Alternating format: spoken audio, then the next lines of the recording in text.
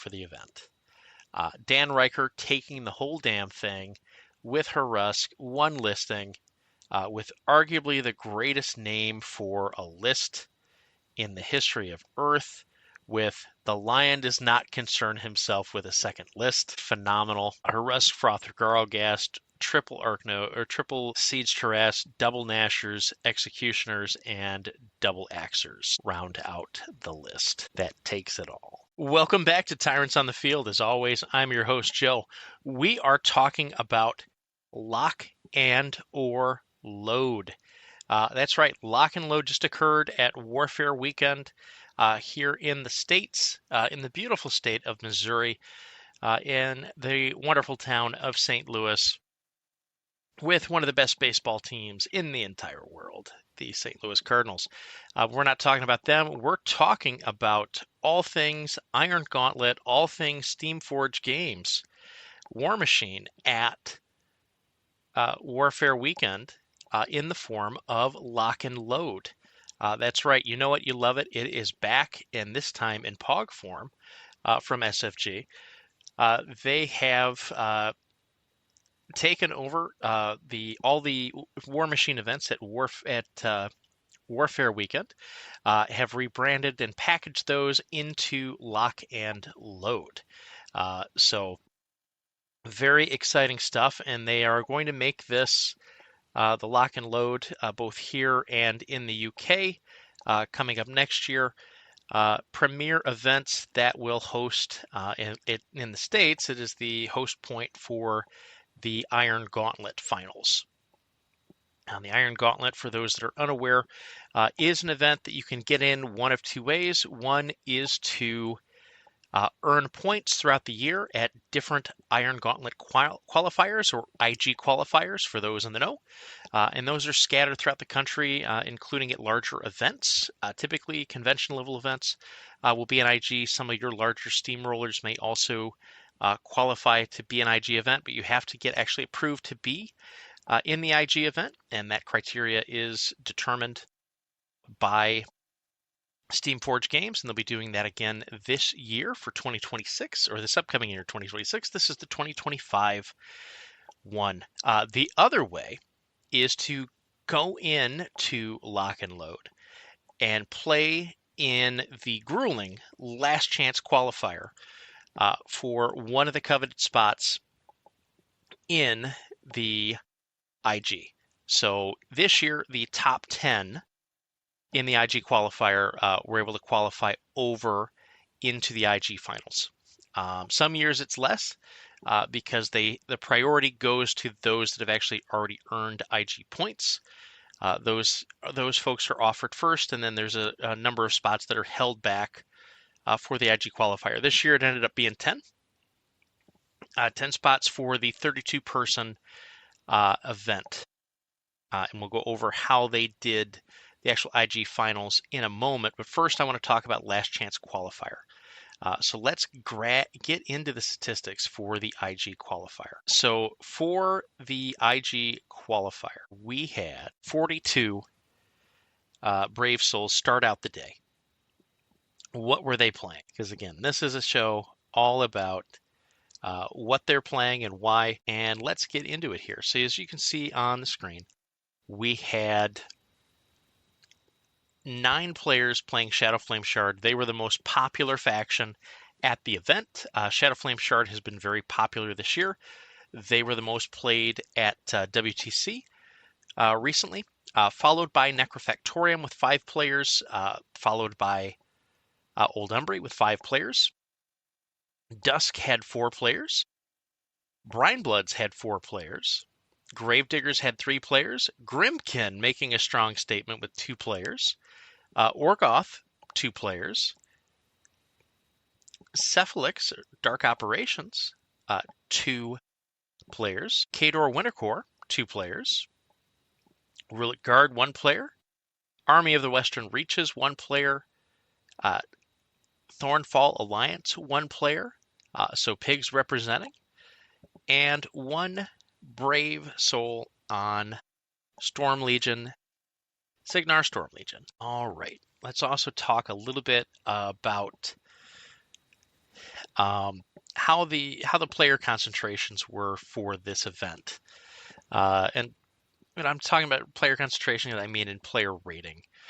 Again, very imperfect measure, but it's a measure that we have of general engagement for the players. In the LCQ, we had a pretty high engagement level for, I would say, a majority of the players going into it. Bulk of the players, so 17 of the 32, so were at least 400 points in the rating. So at least a 400 or above. You had 17, 400 above. The way that breaks down is 9 between 400 and 500, 8 between 500 and 600, and 1 600 to 700 level player that hadn't previously qualified in. Then you had 24 players. The bulk of the players in the event were 300 or less. 12 players were completely unrated, simply meaning they hadn't had enough events in Longshanks under the tags that they selected to have a rating yet. So fantastic turnout, 42 for the LCQ. Win and you're in is kind of the motto, and 10 players were able to do so. So let's get into what were the win rates at this event. And we kind of know what the win rates have been traditionally this year. And this event kind of flips a lot of it on its head in very interesting ways. Dusk House Callus with a 69% win rate for the event. They were 11-5. They had a phenomenal last chance qualifier. Across the 4 players playing Dusk, we saw a very, very strong showing. Grimkin, also a very strong showing. 2 players, 5 wins, 3 losses, 63% win rate. Shadowflame Shard, 61% win rate. Again, this was the most played faction at the event. 33 games played, 20 wins, 13 losses, 61% win rate. Gravediggers, 12 games played, 7 up, 5 down, 58% win rate. Factorium, 20 games played, 11 up, 9 down, 55% win rate. Thornfall Alliance with a solid 50%, 1 player playing of 2-2 on the day. Sea Raiders, 2 players, 6 games played, 3 up, 3 down, 50% win rate. Old Umbry, 18 games played, 5 players, 8 up, 10 down, 44% win rate. Worst we've seen Old Umbry perform on the aggregate at an event of significant size. So interesting data point here. Brine Blood Marauders, 14 games played, 6 up, 8 down, 43% win rate. Army of the Western Reaches, 1 player, 1 up, 3 down, 25% win rate. Rulic Guard, 1 up, 3 down, 25% win rate. The 2 Dark Operations players, not the best day for them. 1-5 collectively, 17% win rate. Complete opposite of what we saw at the WTC, where they hoisted an insane win rate. At this event, little less of a performance. Winter Core, 2 players, 6 games played, 1 up, 5 down, 17% win rate. And our Brave Storm Legion player was 0 for 3. So let's talk about Dusk a little bit more. Let's get into the leaders, how those were played, and how that shook out. Helith ruled the day. Helith was the play and the drop into the meta. We have 9 games played for her, most by a House Callus caster. 8 wins, 1 loss, 89% win rate for her. Iris, 1 game played, 1 win, 100% win rate. Hazaroth, 2 games played, 1 up, 1 down, 50% win rate. Moraine, 2 games played, 0 for 2. 0 for 2 for Moraine. Not a great day, but Hazaroth had it. Helith was where it was at for Dusk in this event. That is where the bulk of their wins came from. Tyrus chipping in a win. in the one game he represented, and Hazaroth also chipping in a win in one out of the 2 games. But Helith had a day into this field. For Grimkin, Grimkin saw 4 games for the Wanderer and at least 3 games for the Old Witch. Likely 4 games for Old Witch. It's just not recorded. 3 up, 1 down for the Wanderer, 75% win rate. For Old Witch, 3 games played that have been recorded. 1 up, 2 down, 33% win rate. Shadowflame Shard. Shadowflame Shard had a great day, 61% win rate, as we talked about. How did that break down? Hyrax was the most played caster with 12 plays. He was 9-3, 75% win rate. Shiras, 9 games played, 6 up, 3 down, 67% win rate. Shiras had a very strong tournament. And then Nixian, 3 games played, 1 up, 2 down, 33% win rate. Not Nixian's best performance this year, but Kyrax definitely holding court into this field with a 75% win rate, and then Shiras helping him out. Very, very strong showing by Shadowflame Shard on the day. Gravediggers, we had Kane, Hasker, and Jakes representing. Buck Hasker, 3 games played, most recorded caster for Gravediggers at the event. Most of Gravediggers did not record who their leader was. Shame on you all. Probably Vargas. Probably, and could be Boom Boom, but we'll never know. But the way that this works out from a data perspective, Buck Hasker was 2-1 on his 3 games that he played, 67% win rate. Kane 1-0, 100% win rate. And Jake's 2 games played, 1 up, 1 down, 50% win rate. Put your casters in, folks. Otherwise, people are going to think Buck Hasker's good. We can't be having that. Thorium, their 55% win rate. How did it get derived?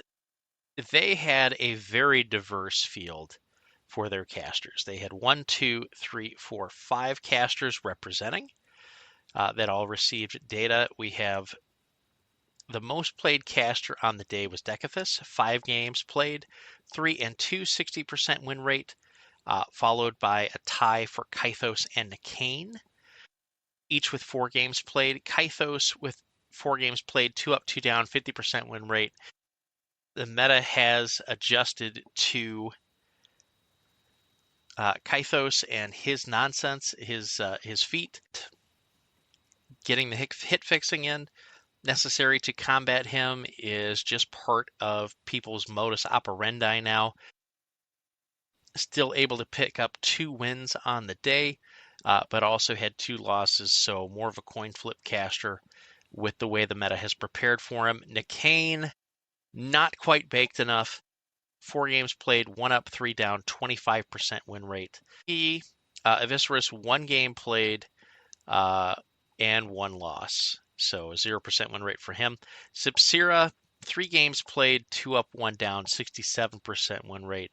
Best win rate on the day with the 3 games played for Necrofactorium.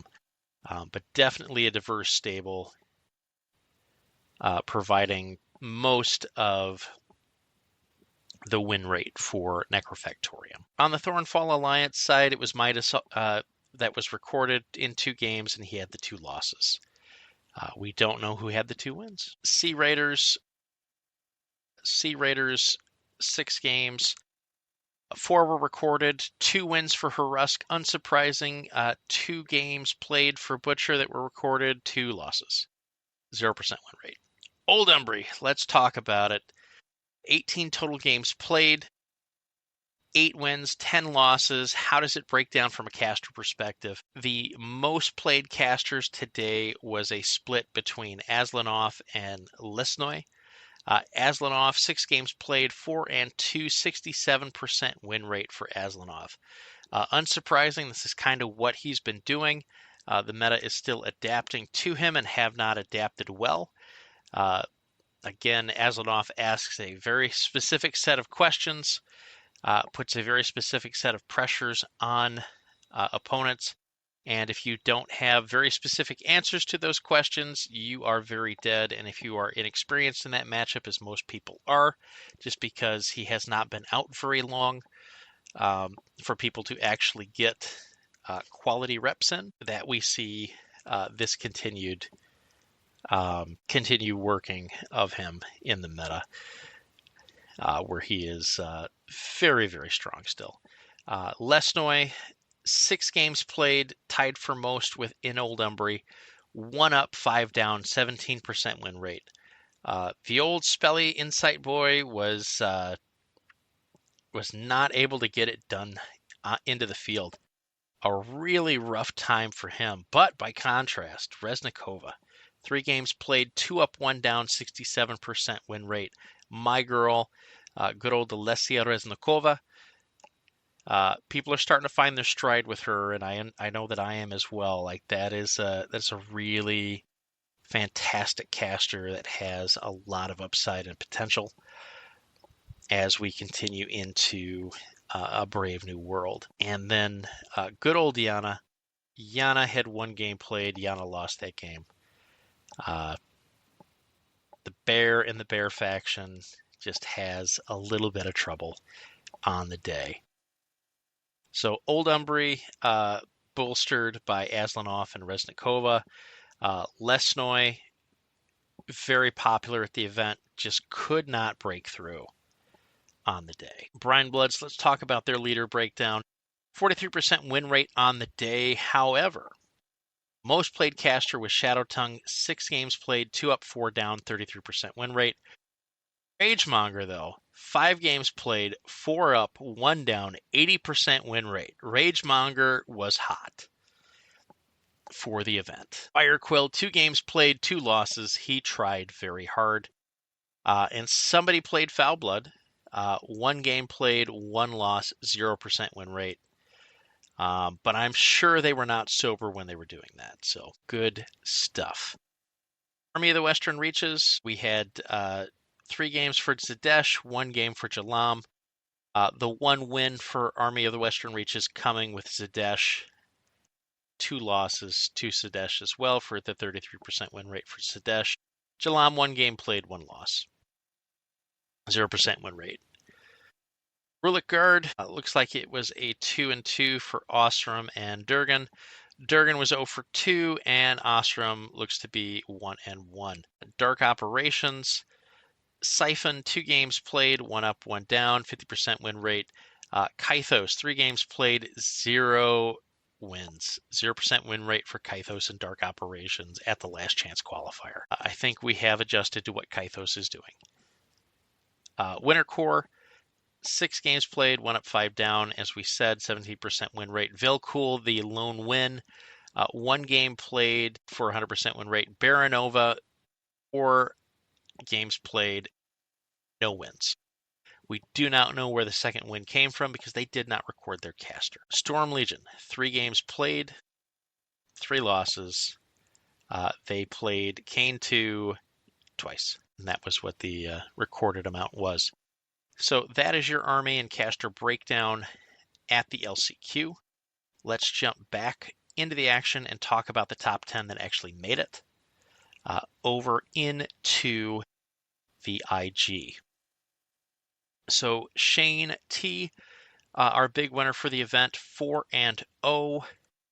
One of the 3 4-0s, but the top spot at the event, taking first based on tie breaks with Shadowflame Shard, rocking a pair consisting of Shyrus, Reich, Kyrax, with a very interesting Hydrix, very interesting double Hydrix and Vipex build.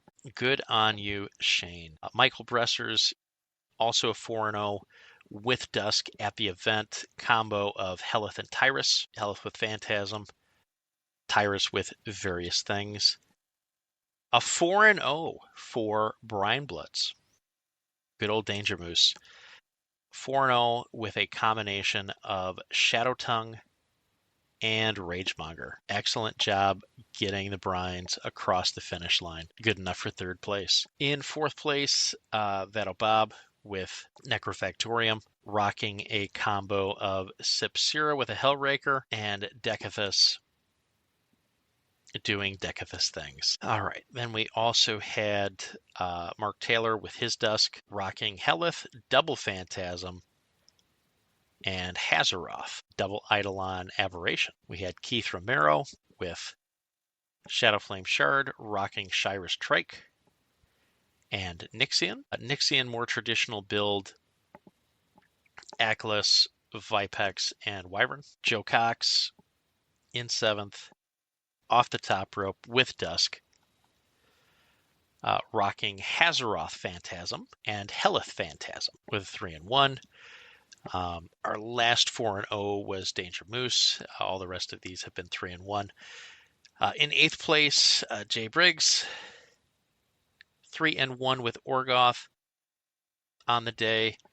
Horruskh, Garlgast, Spiderhead Garlgast as a note, with Oriax as his off list. Grim Rob out of Colorado, 3-1 on the day, good enough for 9th place, getting into the LCQ.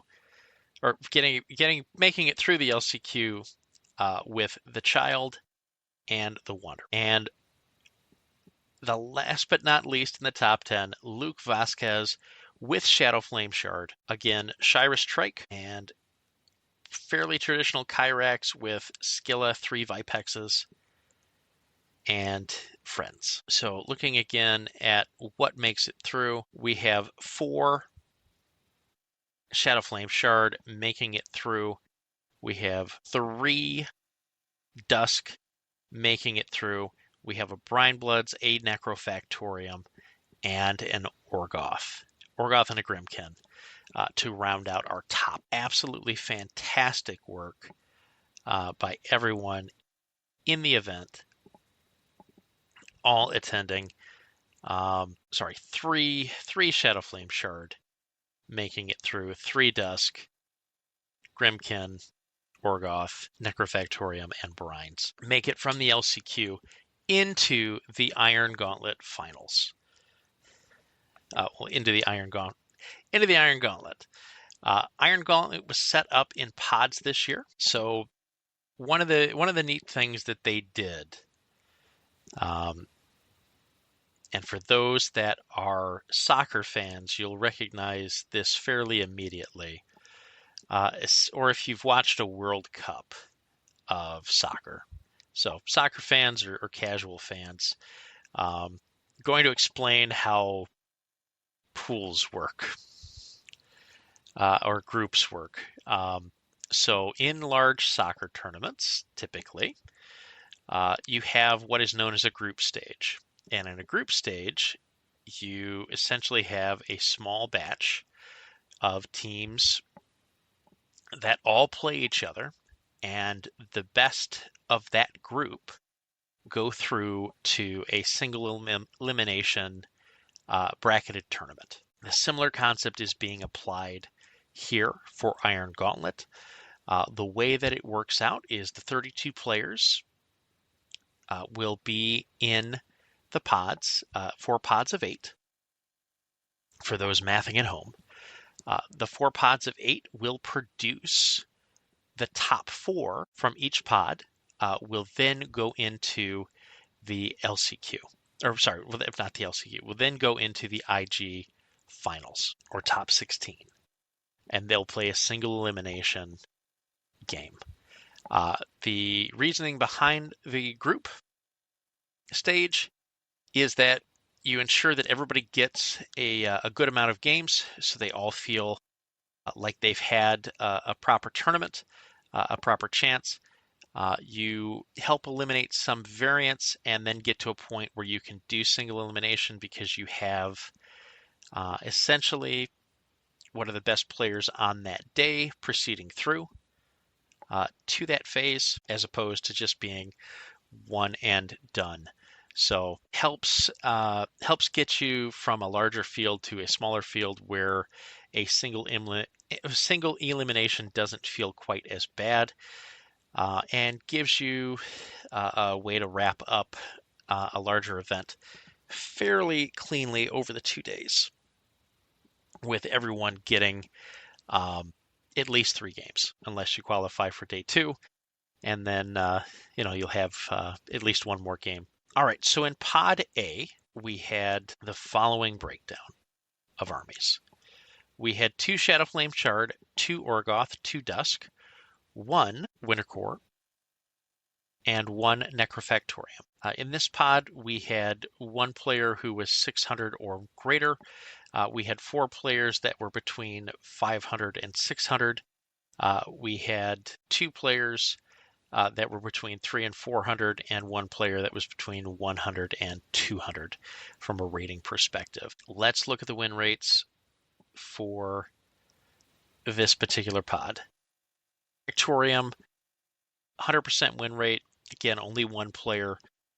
3 games played, 100% win rate. House Callus, again, 67% win rate in the IG Pod A. 2 players, 6 games played, 4 up, 2 down. Helith again, 2 games played, 100% win rate. 3 games for Tyrus, 2 up, 1 down, 67% win rate. Rain, 1 game played, 0 wins. Winter Core, 33% win rate.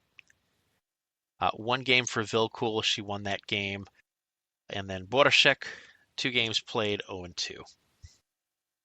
Shadowflame Shard, 6 games played, 2 up, 4 down, 33% win rate. Not quite as lucky in Pod 2 or Pod A. Hyrax had 2 games played, 1 up, 1 down, 50% win rate.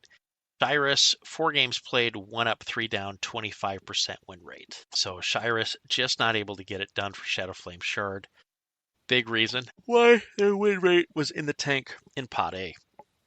Sea Raiders, 2 players, 6 games played, 2 up, 4 down, 33% win rate. Horruskh, 4 games played, 2 up, 2 down, 50% win rate. Sabrith was the off list. Sabrith, 2 games played, 0-2, 0% win rate. Let's see who has proceeded on out of Pod A. So in Pod A, we have a Necrofactorium player, Joseph Gillespie, taking the whole thing at 3-0. We have Michael Bresser coming in at 2-1 with Dusk. Ryan McCoffin, 2-1 with Dusk as well. And then rounding out this pod's top 4 and proceeding on to the top 16, Shane T with his Shadowflame Shard, winning the LCQ and then making it into the top 16 from Pod A in the 4th spot with his Shadowflame Shard. Excellent, excellent job.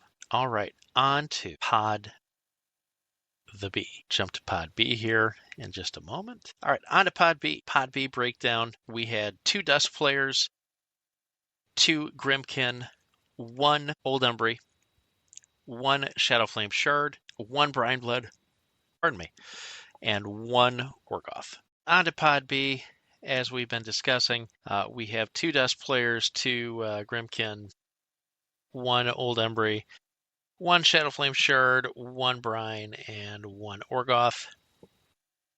Sea Raider, again, from a composition standpoint, we had 1 player between 600 and 700, 6 players between 500 and 600, 1 player between 100 and 200. So, tremendous work in this pod. Let's look at how win rate broke out. The Raiders in this pod were 3-0, 100% win rate. Horruskh every game, surprising. Shadowflame Shard 2-1, 67% win rate. Hyrax 1 up, no down, 100% win rate. Shyrus 1 game recorded, lost, 0% win rate. So not certain where the other win derived from because it wasn't recorded. Brineblood Marauders 2 up, 1 down, 67% win rate. Shadow Tongue went Shadowgun 2 games recorded, 1 up, 1 down. The third win, for the second win, was not recorded as to who the caster was. Dusk House Callus, 6 games played, 3 up, 3 down, 50% win rate. Tyrus went 2 and 1. Helith went 1 and 2. 50% win rate for Dusk House Callus in this pod. 33% win rate for Old Umbry. Old Umbry 1 and 2 on the day. Aslanov, all 3 games, 1 up, 2 down, 33% win rate. This pod was very ready for what Aslanov was bringing to the table. Grimkin, 6 games played, 1 up, 5 down. Wanderer, 2 games played, 1 up, 1 down, 50% win rate. The Child, 1 game played, 0 wins, 1 loss. The Dreamer, 2 games played, 0 wins, 2 losses. 5th result not recorded from a caster perspective. So we just don't know. So let's see who qualified out of this pod. Dan Riker of Battle Driven fame. 3 and 0 with Orgoth, takes first in this pod. Alex Cosma with his Brine Bloods, 2 and 1, taking second. Ryan Sharaboga of Spell Rack fame, 2 and 1 with his Dusk. And then Eric Tyrant Ike, making it across the finish line with his Shadowflame Shard at 2 and 1. That is your top 4 from Pod 2. This, spoiler alert, will contain the eventual something of the whole event. So on to Pod C. Pod C's breakdown, 2 Brine Blood Marauder players, 2 Storm Legion players, 1 Shadowflame Shard, 1 Dusk, 1 Infernal, and 1 Lone Winter Core. From a player breakdown, again, 600 to 700 rated player, 500 to 600 rated players, 1 400 to 500 rated player, and then 1 100 to 200 rated player. From a win rate standpoint, let's go ahead and take a peek. Winter Core, 100% win rate on the day. Baronova, 1 game played, 100%, and then Sovereign, 2 games played, 2 wins, 100% win rate. Winter Core on their game in Pod C. Brine Blood Marauders, 6 games played, 4 up, 2 down, 67% win rate. Shadow Tongue, 1 game played, 100% win rate. Ragemonger, 5 games played, 3 and 2 on the day, 60% win rate. Excellent Brine Blood Marauder play out of this pod. Storm Legion, 6 games played, 3 up, 3 down, 50% win rate. How that breaks out is 2 games for Calder, 1 up, 1 down, 50% win rate. 2 games for Huxley, 1 up, 1 down, 50% win rate. Kane 4, 1 game played, 1 win, 100% win rate, and 1 did not record their caster. 33% win rate. Zadarov, 2 games played, 0 and 2. The 1 win, caster not recorded. Shadowflame Shard, 1 and 2 on the day. 2 games for Shyrus, 1 and 1. Kyrax, 1 game played, and it was a loss. Dusk House Callus, 0% win rate in this pod, 0 for 3. Played Helith in all 3 games. All right, and what makes it through? Captain Ninja Pants, good old Nate, 3 and 0 with his Winter Core. Maxwell Coote goes 2 and 1 with his Storm Legion, making it through in the 2nd place spot. Jimmy Russell, 2 and 1 with Brine Blood Marauders, and then Danger Moose, 2 and 1 with his Brine Blood Marauders, securing the top 4 for Pod C and moving on to the top 16 bracket. All right, on to our final pod, Pod D. Oh, we got to do it that way. Okay. All right, Pod D. Pod D, our army breakdown is 2 Cricks, 2 Shadowflame Shard, 1 Old Umbry, 1 Secret Dominion, 1 Winter Core, and 1 Dusk House Callus. From a player breakdown perspective, we have 1 600 700 rated player. We have 4 500 600 rated players. We have 2 400 to 500 rated players and 1 unrated player. Excellent work, everyone. Let's get into the win rates for the event. All right, Shadowflame Shard. 6 games played, 5 up, 1 down, 83% win rate on the day. Cyrus, 2 games played, 2 up, 100% win rate. And Nixian, 4 games played, 3 up, 1 down, 75% win rate. Nixian having an excellent Pod D.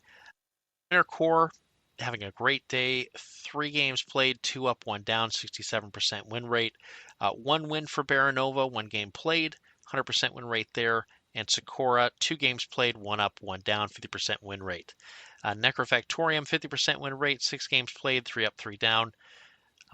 Again, we see a real good diversity of casters here. We have Nikane, 1 game played, 1 win, 100% win rate. Sepsira, 2 games played, 1 up, 1 down, 50% win rate. Aviserys, 2 games played, 1 up, 1 down, 50% win rate. And then Decathus, 1 game played, and he lost that game, so 0% win rate for Decathus. House Callus, 3 games played, 1 up, 2 down, 33% win rate. Iris, a loss. Elith recording a loss, and we're not sure who got the win because they did not record the caster.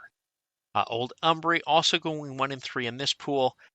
This time it was Galena in all 3 games, 1 and 2.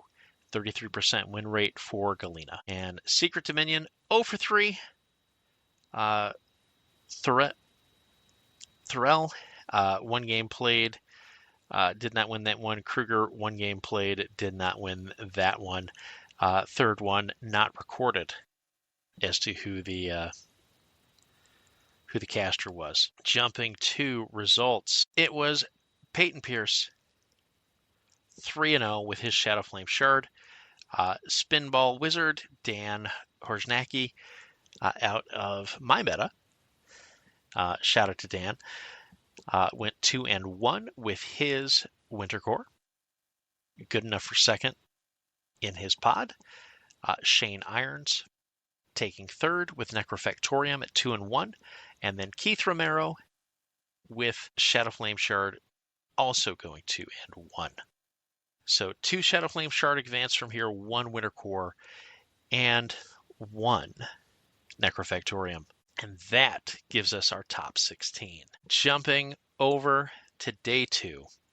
Single elimination, 16-player event, the Iron Gauntlet. So let's jump into the breakdown of the top 16. Top 16 most represented army at the event and in the finals. Shadowflame Shard, 4 players. Dusk with 3 players. Brinebloods also with 3 players. Necrofactorium with 2 players. Orgoth with 1 player. Khador Wintercore with 2 players. And Storm Legion with 1 player. From a player rating perspective, very interesting spread. Not unexpected, though. 4 of the players in the top 16, 1/4 of the players were 600 or better rated players. 9 of the players were between 500 and 600. 1 of the players was between 400 and 500. 2 of the players between 300 and 400 is how your top 16 breaks out from a ratings perspective for those interested in such nonsense. Onwards to the advanced statistics for the factions. Raiders, the big winners on the day, 4-0, 100% win rate. One of the things to note here on the win and play rates is that because it is single elimination, it is very possible that a faction does not record any significant amount of games in this style of event. And there would be a singular 100% winner, which happens to be Orgoth in this case. It was Horruskh, again, Riker 1 listing Horruskh in this event, 4-0. Duskhouse Callus, 6 games played, 3 up, 3 down, 50% win rate on the day. Tyrus, 4 games played, 2 up, 2 down, 50% win rate. Helith, 1 game shown and recorded, and she lost that game. We don't know what the third win was from because it did not have a caster recorded. Necrofactorium, 4 games played, 2 up, 2 down, 50% win rate. Viscerus going 2-0, 100% win rate. Nicane, 1 game played, 1 loss. Mortenabra, 1 game played, 1 loss. Shadowflame Shard, 7 games played, 3 up, 4 down, 43% win rate. Nixian, 3 games played, most games played for Shadowflame Shard. 3 games played, 2 up, 1 down, 67% win rate there. Shyrus, 2 games played, 1-1, 50% win rate. Kyrax with the Goose Egg, 2 games played, 0-2, 0% win rate. Brine Bloodder Marauders in the finals, not amazing. 5 games played, 2-3, 40% win rate. 1 win for Thorga Boomhowler for a 100% win rate based on play rate. Ragemonger, 2 games played, 1 up, 1 down, 50% win rate.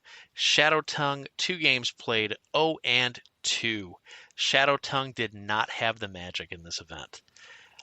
Winter Core, 3 games played, 1 up, 2 down. Sakura with the lone win, 1-0. Savarin, 0-1, and Baronova, 0-1. Storm Legion, 0-1, 0% win rate.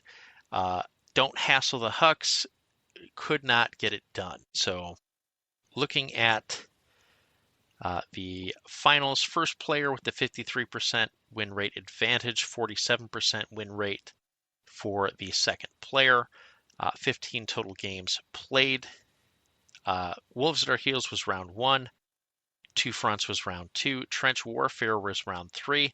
And the finals was Color Guard. So very interesting decisions there. Assassination, 4 games were decided by Assassination, 11 games by Scenario. All right, on to our top 4 we'll highlight for the event. Dan Riker taking the whole damn thing with Horruskh, 1 listing, with arguably the greatest name for a list in the history of Earth, with the Lion does not concern himself with a second list. Phenomenal. Horruskh, Frother, Garlgast, triple Arc Node Jackals,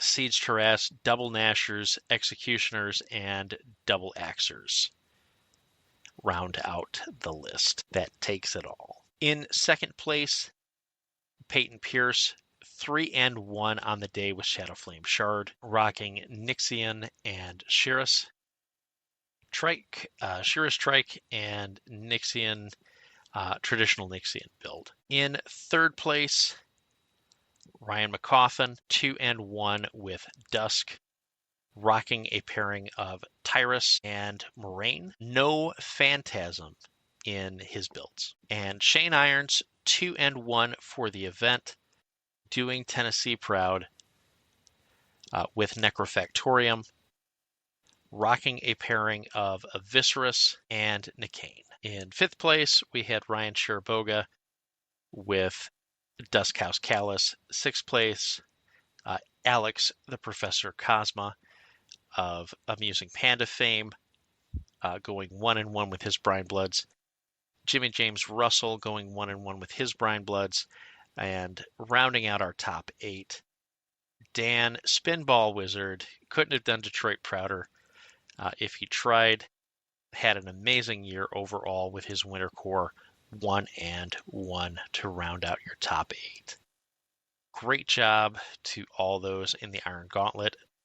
Congratulations due to Dan Riker and giving Orgoth the win at the Iron Gauntlet. So Iron Gauntlet is the culmination of the competitive year at Lock and Load, and we start the next competitive cycle as we get ready for the January update. We get ready for new Steamroller. both coming in on the 21st. And we had a outstanding keynote that I suggest everybody go and watch if they have not seen. I have a video talking all about it before, so I don't want to bore you too much with all of the details from it, as there is too much to unpack. However, I do want to talk a little bit about a few things from that in this. The big news is the spell rack is going away, and I've already made a separate video on just that piece. But I've had some additional thoughts as I've been kind of simmering on it since the news. I'm very, very excited for it. I think the plans and the reasoning behind it are very sound in what they're attempting to do. And I think I keep calling where we're heading is sort of the Brave New World. And the reason I say that is it is a fundamental paradigm shift in how this edition of War Machine is going to play. And this next year is going to be a very different style year, because we are getting such a major shift in the game and how people have had to approach Mark IV or been able to approach Mark IV. And Ryan Scherboga made this point on his cast that has resonated with me in terms of the rack really allowed you to effectively one-list events. And I bring this up because Riker was able to run one-list Horruskh. And the joke in Orgoth for the last 3 years has really been, it's just Horuskh's faction. Everyone else is just kind of there. But you can pretty much always just play Horruskh and have a game, if not an advantaged game.